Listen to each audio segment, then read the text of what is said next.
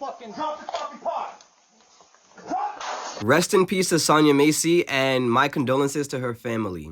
Now, this is a tragedy that happened that a lot of people kind of relate to. Like someone like me that always gets pulled over at least 4 times a month, even though I'm driving completely perfectly fine.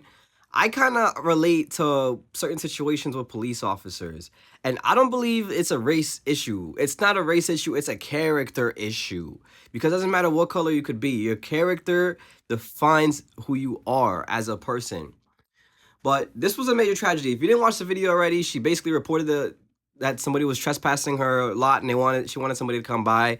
The police officers, they came, they checked around her yard and everything. They went inside. They wanted to get ID from her. They told her to turn off the stove because she was boiling water. But at the time when she went by the stove, she was walking with a pot of boiling water, and so they told her she said, "Oh, I rebuke you in the name of Christ." The next thing you know, they're like, "Yo, drop the pot." Meanwhile, bro, y'all could back up. Like, understand this. Y'all could really back up in these certain situations. There's other different things that you could do. Instead of instigating something, you could walk away from it. Like, if I was a cop in that situation, that's what I would personally do. Will I let her burn me in my face? No, because, bro, if you ever hold a pot of hot water, you know it's going to get on yourself, so she's going to burn herself. She sensed the devil in her room, and while she was in the face of death, that's literally what happened. She sensed his, like, character had, like, a demon spirit, and she wanted to rebuke that away from her.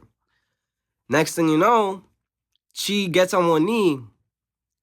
She's like, "Oh, I'm sorry." I get on one knee, and she drops the pot. Next thing you know, he leans in forward, and he shoots her. That's not right in any way. I don't believe that's right in any way, bro. Respectfully, there's a lot of different ways he could have handled that. As a boy, I'm not calling him a man. He's a psychotic, arrogant boy of a character in the head. There's other ways that he could have dealt with that situation. Now, my personal interaction with police officers vary depending on where I'm driving. Like, they like to pull me over. That's why I can kind of relate. But what I was taught to do anytime I was pulled over is to roll down my windows, turn on my lights, and put both of my hands palm out outside of my window until they come over to me. And make sure that I have my wallet on the dashboard already. I don't know why I have to do these type of things as a precaution. Like, why do I have to do these type of stuff? And then when they come over to me, they start like interrogating me like I'm some sort of criminal or something. Like, why do I have to do this? Why do I have to feel this certain way? Like, I understand that there's other people doing certain things, but bro, literally, I'm not doing anything. I'm literally not doing anything wrong. I'm chilling. Like, I'm not bugging out. I'm telling you, the moments I get pulled over and they're interrogating me, I'm absolutely doing nothing wrong. And I have a dash camera on my car to help me with those reasons. I don't play. Like, even if my dash camera's there, I'll have my phone record as well. Because I rather have two perspectives. I'm not playing. I know my rights. And I'm not bugging out with these guys. I just want them to get the hell out of my face. Just give me the ticket. Whatever ticket you want to give me, and get the F out of my face. I'll just deal with you in court. I'll pay for the lawyer, whatever. Just get out of my face. Because it's not worth it. I see people arguing with them all the time, doing this and that.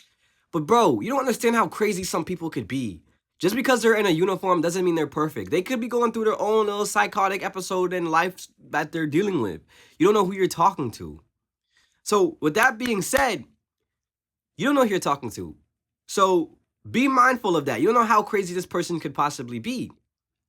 And if you know anything that has to do with crazy people, if you took any psychology class, you need to try to diffuse the situation as much as possible and get away from them as much as possible, because you don't know how erratic the situation could be. Like, they literally have their flashlight pointing at me like, "Yo, why are you bugging out your hands like that?" Like, yo, I said, "Nah, I'm going to keep my hands outside of my car. I'm not even going to have it." My parents told me to leave your hands on the steering wheel when you get pulled over.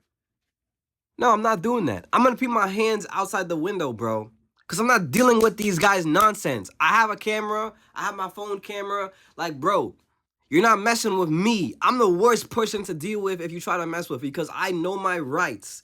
I went to school. I was educated. You cannot play with me, bro. But I hope this video relates to other people, and I hope you guys learned some sort of lesson to not play around with these type of people, because you don't know how crazy they are in their character. It doesn't even have to be a cop. It could be anybody you meet on the road. Just be safe. That's my message. Just be safe. You don't know how crazy some people could be sometimes, and have a great day.